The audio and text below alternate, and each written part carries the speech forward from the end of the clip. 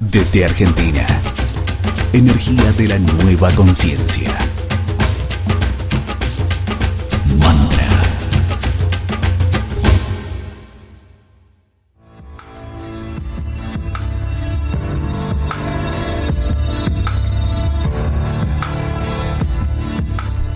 Estafas familiares en el aire de la 91.9 Mantra FM. Y bueno, vamos a presentar a nuestros invitados del día de hoy. Está con nosotros Rosana Ais, ella es terapeuta holística, facilitadora en procesos de sanación y formada en registros akáshicos. ¿Cómo andás? ¿Qué tal? Muy bien. Un gusto tenerte. Un gusto también para mí estar con ustedes hoy. Bueno, vamos a presentar a la doctora Estela Ferreiro, jueza de la Cámara Nacional de Apelaciones del Trabajo. ¿Cómo le va, Estela? Me va muy bien y es un placer estar acá con ustedes. Me siento muy cómoda y agradezco la invitación. Bueno, nos da gusto que estés acá porque Gracias. Bueno, el tema de las estafas familiares, la verdad que tiene muchas aristas y vamos a tratar de tocarlas la mayoría posible. Y también está el doctor Eduardo Fain, él es médico y desarrolló la técnica de constelaciones individuales. Es constelador también, ¿no? Sí, sí, por supuesto. ¿Cómo estás? Bien, muchas gracias por la invitación. Bienvenido. Gracias. Bueno, vamos a empezar a trabajar sobre este tema tan álgido, ¿no? Que son las estafas familiares, en donde mucha cosa está en juego, no solamente el dinero, la decepción, digamos, es un aspecto emocional bastante importante. Y me gustaría un poco, a lo mejor a partir de esta charla, empezar a desarrollar el tema en dirección a cómo empezar a encarar esta problemática, ¿verdad? O sea, vamos a suponer que en nuestra familia se dio un suceso, ya sea porque prestamos dinero, porque, no sé, inventaron una firma mía y salió algo en donde yo me siento perjudicada económicamente por un familiar, ¿no? Entonces ustedes, que cada uno tiene su forma de trabajo, ¿podría, por ejemplo, Eduardo, la constelación ayudarme a empezar a resolver este tema? ¿Se puede resolver desde este lugar o vos como especialista me dirías, mira, primero anda un abogado, asesorate, empezá qué podés hacer, digamos? En principio hay algo que es complementario y creo que tal vez los primeros pasos tal vez no sean ir a un abogado, sino tratar de encontrarse con la persona, con la persona con la cual le pasó lo que le pasó. Aquí esto es muy general. Claro. Y creo que el mejor intento en principio es poder aclarar la situación, tratar de blanquear y que esa persona se pueda hacer cargo. Es difícil, en muchos casos esto es posible, pero en otras situaciones como la que vos planteás, tal vez de alguien que falsifica una firma u otro tipo de situaciones, hay quienes se pueden hacer cargo y hay quienes no se pueden hacer cargo. Esto para mí marca una diferencia, porque más claro, allá del acto, y que es un acto, la verdad, no solo por lo ilícito, sino por algo en relación a la confianza, claro, a la confianza, al afecto, claro, al amor que también hay y que juega en las relaciones. Esto muchas veces genera un quiebre. Es decir, es difícil a veces de remontar, pero no quiere decir que no se pueda reparar. Claro, porque hay como dos situaciones. Una cosa es el exprofeso, el tipo que se pensó a ver de qué manera me va a perjudicar. Ese ya es difícil sentarse a charlar. Claro. Yo creo que tenemos que ir por las vías legales, ¿no? Bien concretamente. Y está el otro que tuvo la buena intención, ¿no? Le pediste plata prestada, te pidió plata prestada, se la diste, tuvo la buena intención, pero, ¿viste? Y no hay manera y ya, digamos, la cosa se complica, ¿no? Entonces, digamos, esa es otra instancia y que yo no sé qué tan fácil es sentarse solamente con la charla a tratar de resolverlo. Es una primera instancia, coincido en esto, que muchas veces es muy difícil, y es difícil o imposible. Y esto, bueno, en lo cotidiano, en lo relacional, es complejo, porque más que estamos hablando de alguien, de un familiar, de alguien que uno aprecia, que uno quiere. ¿Hay estafadores en una familia si yo soy estafada? Por supuesto. Si a mí sí, o sea, mi árbol genealógico. Es muy probable. Es decir, podríamos decir que no solamente es el hecho que ocurre, sino que qué se hace con el hecho que ocurre. Es decir, está bien, la situación ocurre. Hay situaciones inevitables, sucedió. Ahora, generalmente cuando, esto que estás preguntando, cuando en una generación esto no se encara, Es decir, no se busca de resolver. Y esto no quiere decir que se resuelva o no, ¿eh? Es decir, vamos a aclarar, porque a veces no hay forma. Pero se hace todo lo posible y se trata de resolver. Cuando esto no sucede, quienes tendrían que encarar el tema realmente lo minimizan o no lo encaran o lo dejan de lado. Esto luego sigue pasando a las generaciones siguientes. Eso sí, si es esta la pregunta, sí, entonces uno ve que dice... Como asignatura pendiente. ¿Qué pasa en esta familia? Mira cómo es, en esta generación, veces, en la otra. A veces van a coincidir que por no pelearme con un familiar, dejamos pasar una situación que nos perjudica, ¿no? Y esto no es un hecho menor, porque yo puedo dejar pasar, pero en el fondo eso deja una huella. Y si yo no lo resuelvo, es lo que decías vos, ¿no? Como que le queda pendiente al de atrás. ¿Se puede saber si yo, a través de una lectura de registros, tengo este potencial, digamos, de ser estafada o ser estafadora? En principio, desde el potencial de los acayas, también está la mirada de los escenarios son perfectos para el aprendizaje. Y de alguna manera, si formo parte del estafador o del estafado, es un escenario que me permite a mí, en el mejor de los casos, poder rever a través de mi genealogía o a través de mis actitudes, de mi propia ancestralidad, de mis otras existencias, también reparar, observar y tomar en cuenta ese factor por el que paso, porque el que atravieso, y de esa manera darle también un vehículo mucho más allá de resolver una situación, o mucho más allá de que me devuelvan lo que presté, o mucho más allá de resolverlo judicialmente. Yo creo que la primera estafa, más allá que en el camino haya un bien material, sea el dinero o sea cualquier otro, es la estafa emocional, que es lo que provoca la herida emocional. Y tiene que ver con esto, con la desilusión, lo que vos depositas en la confianza del otro, que a veces no es un otro solo porque tiene esa individualidad, sino ese otro representa un lugar en ese ámbito familiar, tiene una posición, tiene un lugar, y en realidad uno se desilusiona de ese lugar, de ese espacio que ocupó ese otro. ¿Esa actitud viene en el acaya de la persona o es algo que lo desarrolla? En el acaya lo que se puede saber es este potencial para tener que sanar o para tener que resolver, o algo que muchas veces viene de otras existencias sin poderlo dirimir o sin poderlo subsanar, y se presenta en este escenario para poderlo justamente reparar. Siempre hay en los ámbitos, en los escenarios que nos desarrollamos los humanos, con los contratos que a su vez pactamos y conciliamos, y cada uno de esos protagonistas dentro de ese escenario, porque si está dentro de tu encuadre familiar es porque ambos dimos un consentimiento para que seamos familia. Entonces hay un vínculo mucho más cercano que es para sanar mucho más profundo de ese bien que quedó en el litigio. Pero no aparece cuando vos haces una lectura que vas a ser estafada, sino que puede aparecer el conflicto. Puede aparecer el conflicto, y más que el conflicto, lo que puede aparecer es aquello que hay que reparar, que es esta posición de muchas veces decir que no, muchas veces aprender a poner un límite. Otras veces lo que sucede dentro del ámbito familiar es que hay una asociación entre decir que no y no ser querido, y entonces uno se plantea cómo no le voy a dar la garantía o cómo no voy a hacer tal cosa, porque resulta ser que eso puede leerse como no ser apreciado, valorado, querido, y el aprendizaje en realidad es ese, no dar la garantía. El aprendizaje es decir que sí cuando siento que digo que sí, y no cuando entiendo, siento y soy coherente con todo mi nivel perspectivo para decir que no, sin que esté en juego el afecto, el cariño, las posiciones, los vínculos, las relaciones. Doctora Ferreiro, vamos a hablar un poco qué pasa en el marco legal. ¿Es común ver, digamos, juicios en los familiares? Sí, es común, y yo estaba reflexionando para mí misma, ¿no? Que distintos andariveles para analizar el problema.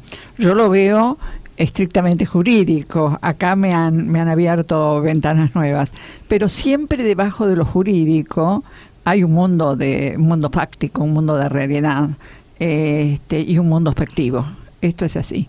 Entonces, en las familias, yo casi me atrevería a decir que no debe haber ninguna familia donde no haya habido una estafa. Mirá vos. Esto es... pero yo recuerdo, por ejemplo, en este momento, yo que estoy en el mundo del trabajo, juicios de padres contra hijos, de hijos contra padres, juicios entre hermanos, entre marido y mujer, juicios donde se destapa que el demandado en realidad era el amante de la empleada y aparece la mujer. Es decir, hay montones de situaciones en las cuales aparece la estafa, que yo quisiera aclarar que la estafa no es, jurídicamente hablo, no es que esté corrigiendo a nadie, pero para nosotros la estafa no es cualquier no cumplimiento de deuda. La estafa es el daño patrimonial en el orden jurídico exclusivamente, que se produce por el engaño. Ah, mira. Tiene que haber engaño. Por eso se dice que el estafador es el ladrón de guante blanco, porque tiene una habilidad especial para manipular, para arrancarte eso que después nunca vas a volver a ver o tendrás que recuperar, vaya a saber por qué métodos, ¿no? Acudiendo a la justicia o lo que fuere. Entonces, esa estafa para nosotros aparece como una solución en el orden jurídico, porque bueno, viene, demanda, contesta demanda, se dicta una sentencia, pero sí somos conscientes, o debemos serlo, que debajo de todo eso queda lo que decían los expositores que me precedieron, esta suerte de mundo de heridas, claro, de dudas, es decir, pagar una deuda no es reparar el daño que se hizo nada más con eso, o llevar acá, volver el patrimonio a donde estaba. No, queda mucho más, y eso es lo que nunca puede resolver la justicia. La justicia resuelve el plano económico. Por eso hay un artículo en la Constitución Nacional que dice que las acciones privadas de los hombres no son susceptibles de ser juzgadas por los jueces, sino que quedan reservadas a Dios, para los que creen en Dios, para los que tienen otras concepciones, pero fuera del ámbito de la justicia. La justicia soluciona, si es que se puede llamar solución, exclusivamente lo patrimonial. Y dentro de ese mundo patrimonial hay distintos enfoques, distintos estamentos. Uno es la estafa. Ahora, yo diría, por ejemplo, cuando en un matrimonio, cuando entre dos hermanos hay una estafa, y se puede ir a la justicia, no siempre, hay que poder probarlo, hay muchos matices, pero en fin, se puede ir a la justicia, se puede conseguir que se repare patrimonialmente lo que ha ocurrido, pero quedan las heridas, claro. Queda otro mundo en el que la justicia no puede entrar. Y que tampoco puede reparar. De ninguna manera. Claro. De ninguna manera. El prestarle dinero a un amigo y que no te lo devuelva porque no puede, ¿se entiende? ¿La justicia lo lee como estafa? No, depende cómo se haya hecho. Presto. No, eso es una obligación incumplida. La estafa requiere jurídicamente estoy diciendo, ¿no?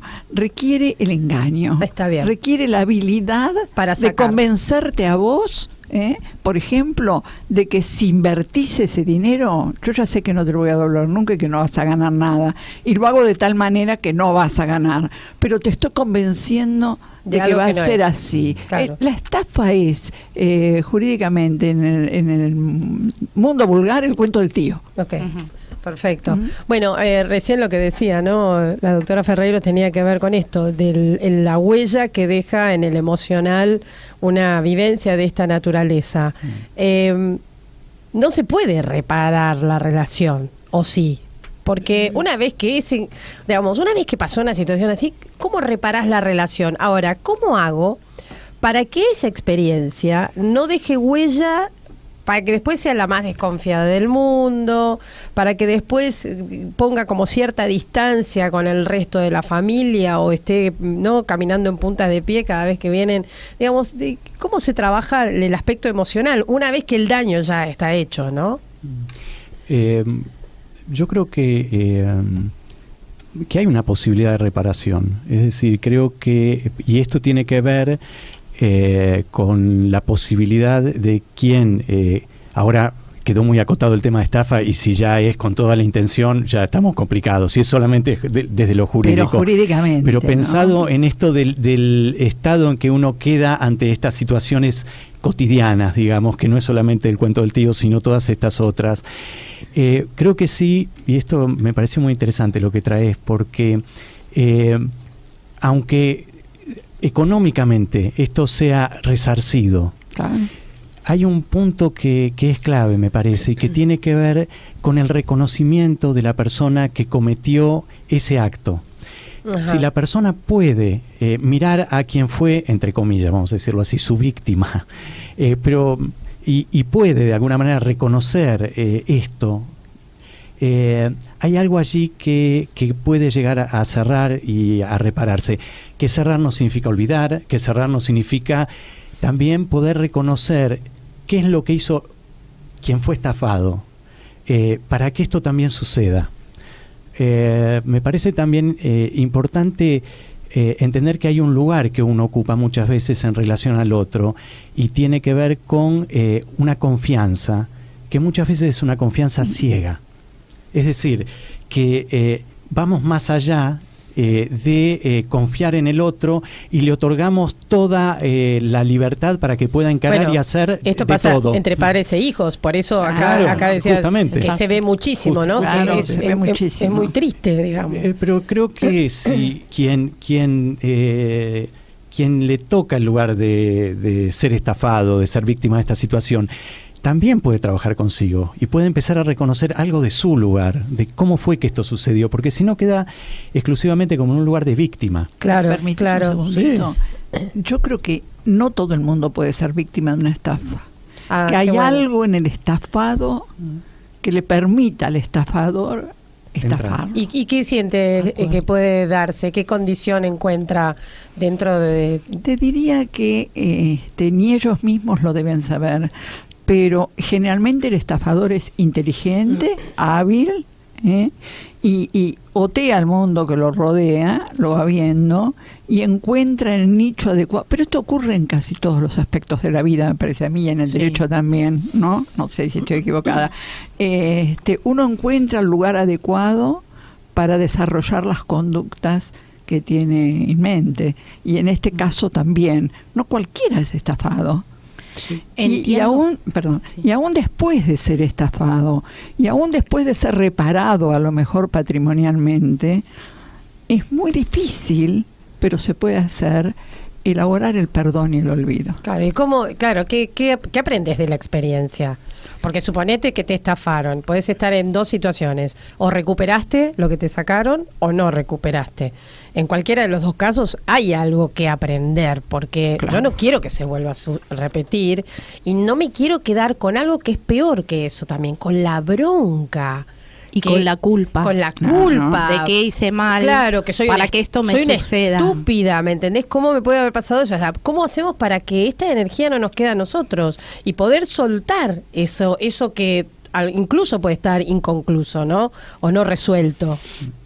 Esta es la mirada, es la mirada de poder posicionar que dentro del aprendizaje, más allá de la estructura legal y de la estructura emocional, dentro de lo que es el aprendizaje, cuando consentimos venir a este plano para aprender, no existen ni víctimas ni victimarios. Hay acuerdos que están sujetos a qué me despierta esa situación para que yo pueda aprender desde mi lugar, y qué genero yo, que es cómo me hago cargo de mi parte, no de la del otro, porque si el otro es un estafador tiene que ver con el otro, no conmigo, pero sí de mi parte, para no estar alerta, para a veces esto decir que no, o el poner en la confianza, el poder en el otro.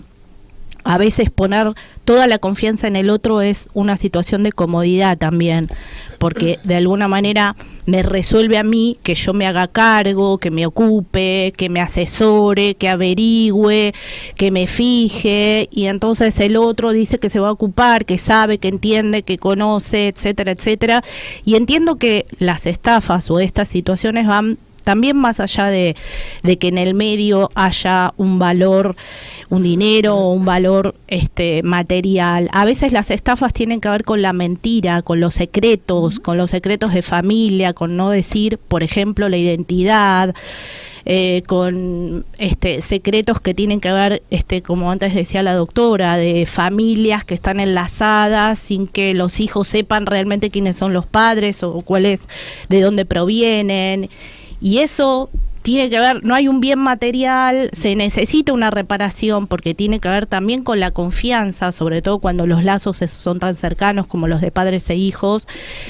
Y la reparación no necesariamente tiene que ver con que yo me vuelva a juntar con el otro como si nada hubiese pasado. La reparación es sacar de mí el dolor que me provoca esa situación de no confiar. ¿Y desde la calle se puede ver si la persona tiene una tendencia a que le suceda eso? Desde la calle lo que se ve es aquellas cosas que viniste a aprender, que muchas veces son reiterativas. Es muy probable que tanto el que estafa como el que es estafado sea reiterado, porque es un comportamiento y es una conducta que hasta que uno no termina de aprender, de desandar, de observar, de ver qué pasó atrás de uno, en su árbol, qué pasó atrás de sus existencias, lo va a seguir reiterando y lo va a seguir repitiendo, como cualquier otro comportamiento en el cual se hace rutina, en la medida en que podamos sí ser observadores, y no quiere decir estar alerta y no prestarle nunca más nada a nadie, sino establece un nivel donde, ¿qué me pasa a mí con respecto a la demanda del otro? ¿Qué me pasa a mí con respecto a el compromiso que siento emocional con el otro? Bien, vamos a hacer un pequeño corte, pero les dejo acá una inquietud. Si fui estafada por alguien muy cercano a mi familia, está bueno desde el punto de vista emocional y desde el punto de vista legal también, que yo me acerque a esa persona y le cuente el dolor que me causa la situación, o en realidad si yo muestro esa vulnerabilidad pierdo como en la guerra. Pero vamos a la música y volvemos. Dale. El Portal, en la 91.9, Mantra FM.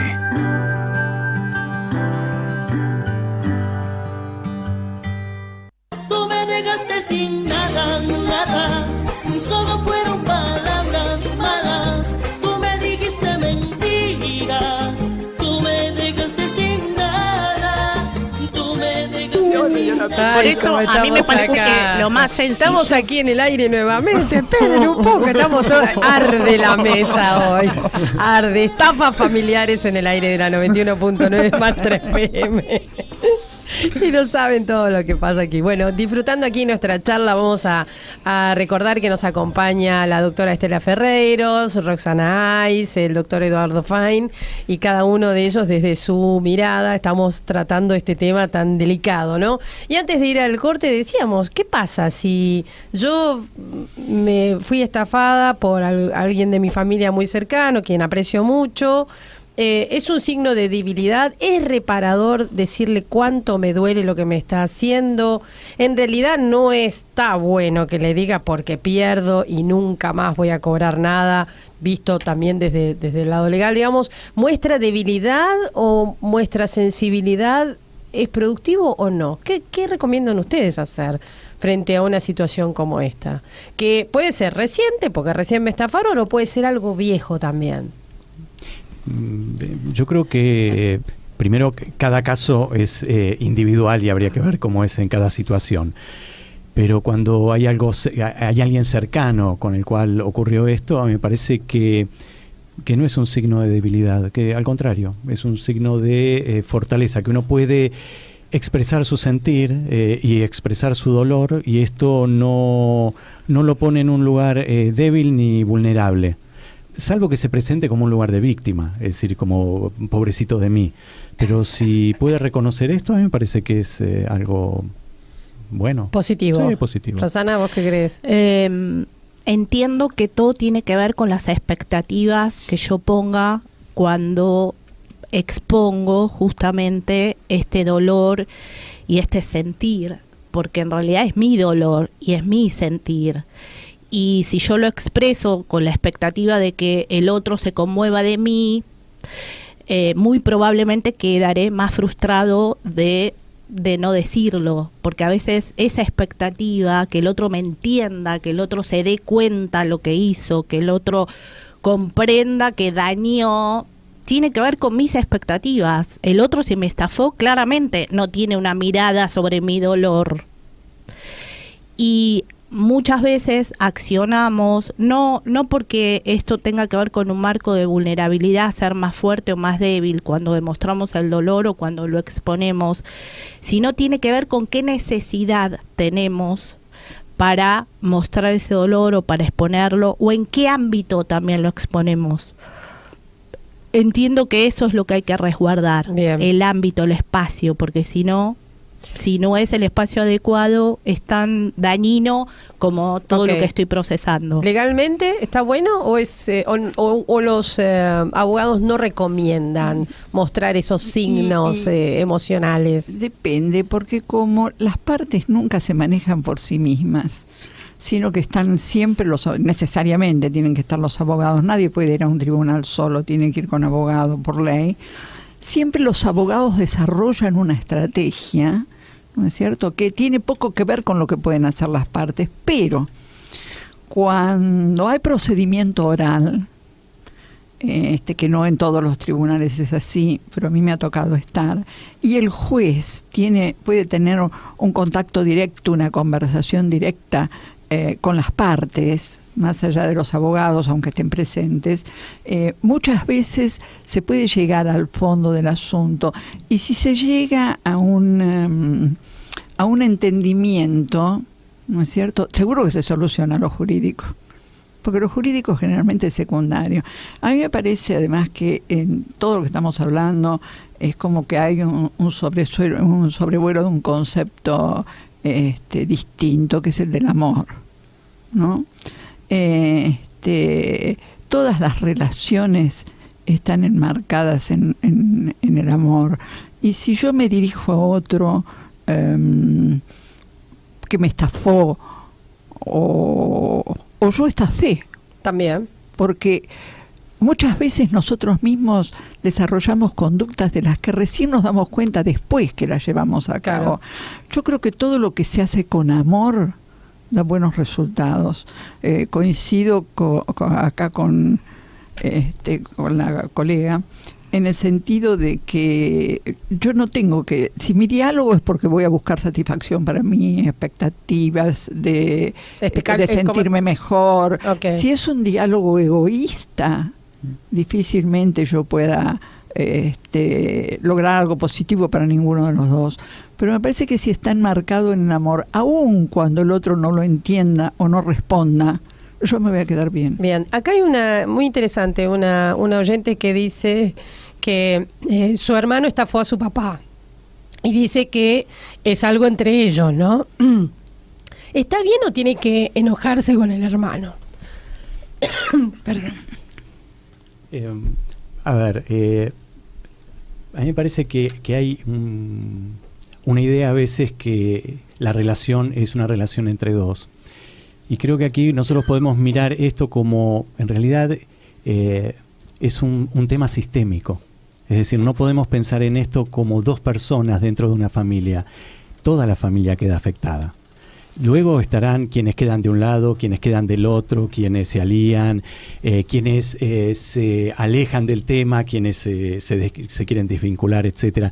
De alguna manera, cuando ocurre este hecho, todo el sistema familiar queda impactado. Uh-huh. Y ese impacto va a dar una forma de relación que es particular de cada familia.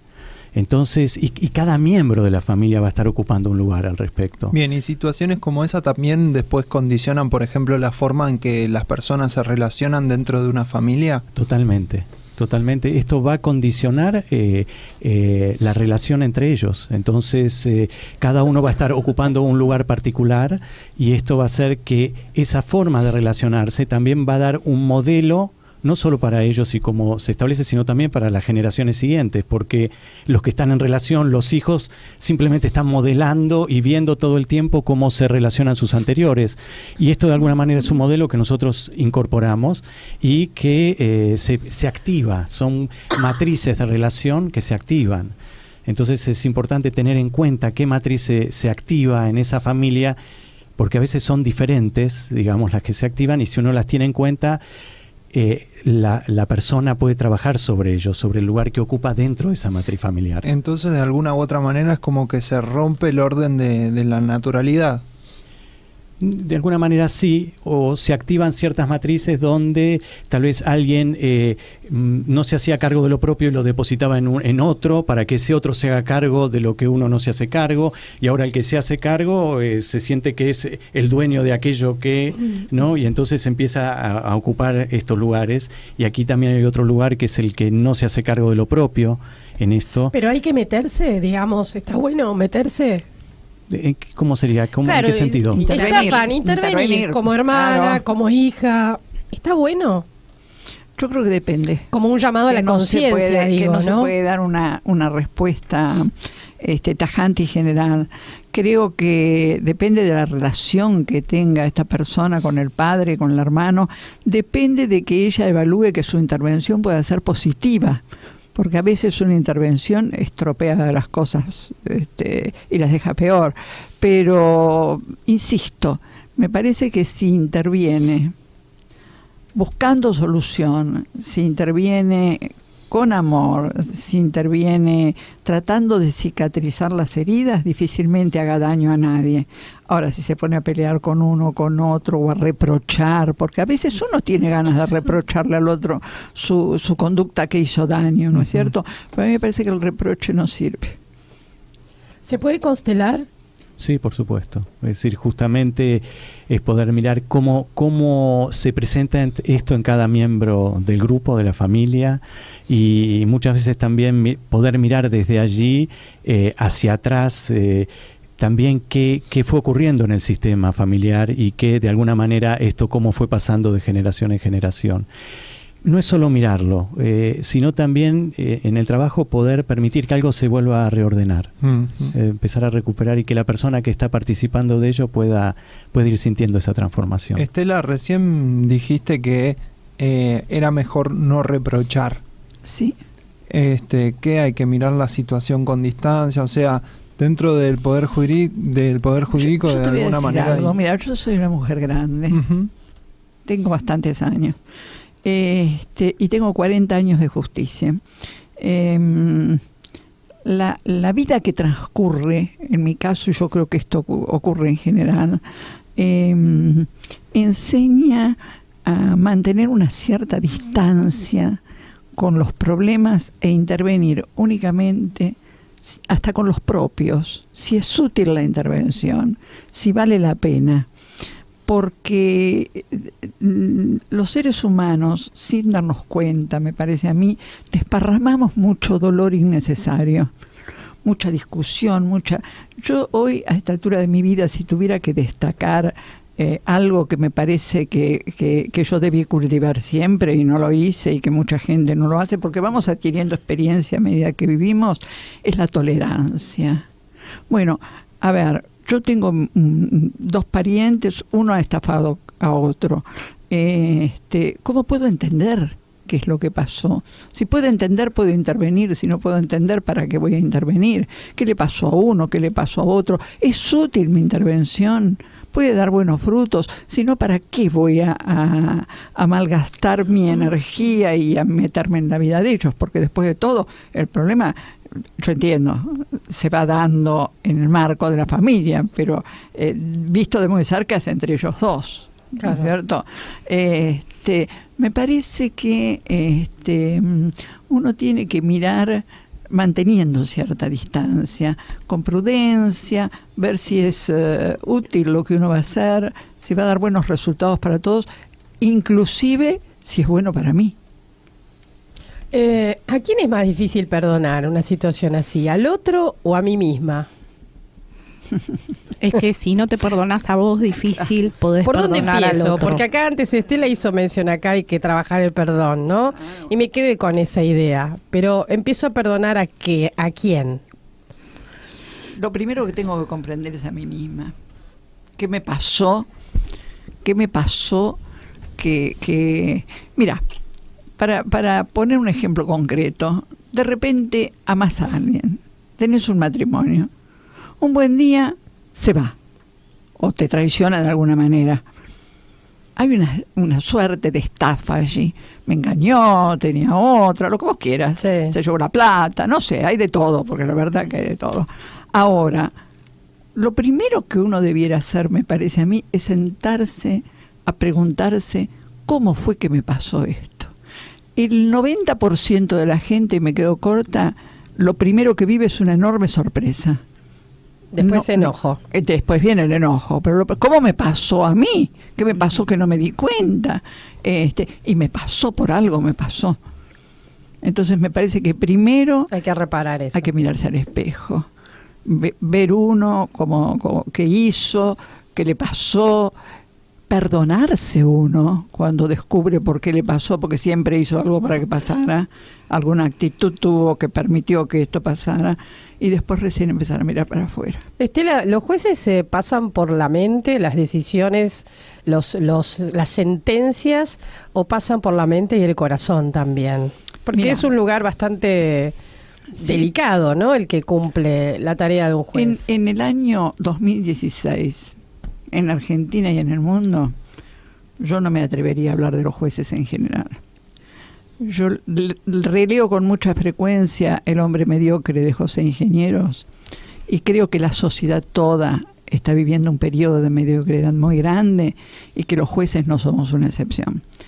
Yo tenía un viejo profesor muy entendido, muy elocuente, que decía: el juez abre el expediente, lo lee, piensa, acá quién tiene razón, y después busca los argumentos para darle la razón a ese. Y esto funciona un poco así. Yo creo que ningún juez puede dejar de escuchar a su corazón. Pero esto no te lo contestarían todos los jueces de la misma Bien. manera. Muchas gracias Sin por la lugar a duda. sinceridad. Qué bueno. Una extrema sabiduría, permitime que te diga. Muy bueno, sí. Muy bueno. Vamos a ir cerrando, porque a mí me gustaría que dejáramos para el final del programa una reflexión de cada uno como sobre esta temática, ¿no? Porque muchas de las personas que a lo mejor estamos ahora compartiendo esta charla, podemos estar o habiendo vivido una situación y que dejó una herida y que es viejo, pero está... y siento que no sé si es una herida que sana o que siempre está ahí, ¿no? En el recuerdo. Y otros que a lo mejor están viviendo una situación. O sea, ¿cómo transitarla? ¿Cómo ir cerrándola? ¿Cómo sanarla? ¿Cómo liberarnos? Porque no deja de ser una carga también el haber sido víctima, o a lo mejor, como dijo antes Estela, ¿no? Haber sido nosotros quienes estafamos a alguien. Ujú. Nos vamos vamos a compartir los datos. ¿Qué te parece? Sí. Tenemos acá el Facebook de Rosana Ais, que es Salas Mágicas de Luz, y también Rosana Ais, ¿no? Exactamente. Y también tenemos la página del doctor Eduardo Fine. Que es eduardofine.com.ar. Bueno, y ahí sí, hasta acá ya como con los datos, nosotros vamos a los auspicios del programa y ya vamos en la reflexión final. Gracias. Dale.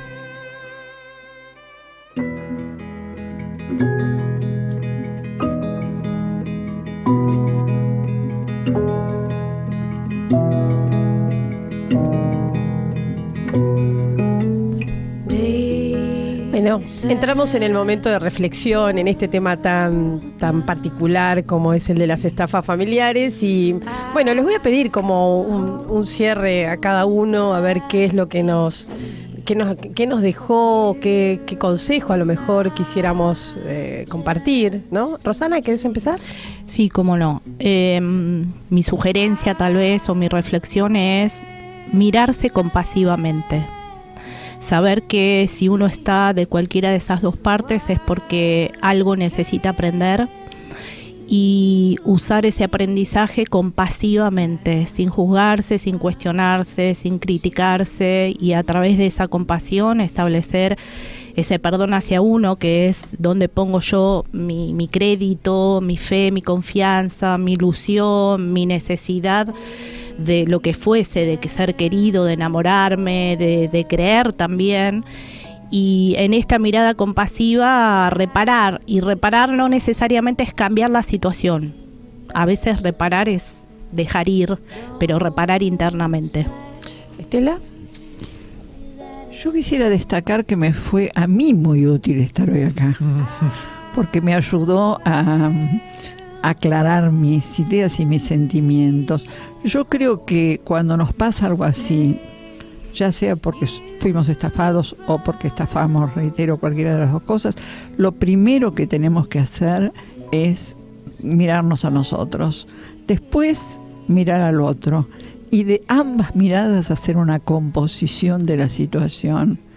Me parece que si lo logramos es como que no caer en el olvido, porque olvidar no está bien, sino dejarlo como algo que pasó por nuestras vidas, que fue una enseñanza, pero que no me dejó ni dolor, ni angustia. Pasó como pasan tantas cosas, y fue malo. De esto tengo que tener clara conciencia, fue malo, pero no debo permitir que me afecte más allá de lo que significa pasar una mala situación. Gracias. Eduardo. Bueno, coincido con lo que están trayendo y yo creo también en esto de poder descubrirse en qué lugar uno está ubicado, poder entender lo que a uno le pasa, poder darse cuenta que hay algo que también uno hace o hizo, y poder trabajar para transformarlo, poder meterse con eso, tocar ese dolor profundo que tiene que ver, como hoy lo dijeron muy bien, con el amor, y poder desde ese lugar poder sanarlo. Gracias. Yo quisiera agregar también esto que me quedó, ¿no? Esta mirada para nosotros cuando vivimos una experiencia así, y también sentí que esa mirada sea para nosotros y nuestro sentir sea trabajado desde el lugar que nosotros querramos, y no destilar odio hacia los que conviven con nosotros, no buscar aliados, porque realmente empezamos contaminamos toda la familia o contaminamos a todos nuestros seres queridos con algo que por alguna razón nos tocó vivir a nosotros. Así que tratar de hacerlo más personal y no tan extenderlo al campo familiar, en virtud de preservar la familia, ¿no? En virtud de preservar los vínculos. Así que ese me gustaría que fuera mi granito, mi aporte final para el programa. Agradecerles a todos por esta participación. Fue muy, muy linda la mesa. Gracias a ustedes. Muy cálida. Muchas gracias. Gracias. Muchas gracias. Y afuera. Y nosotros nos despedimos hasta el lunes. A las 12 del mediodía. Mantra FM. Sintoniza Nuestro mundo interior. Chau, chau. Chau.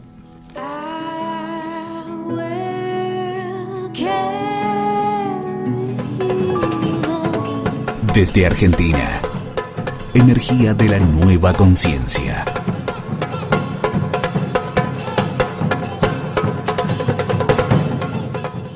Mantra FM.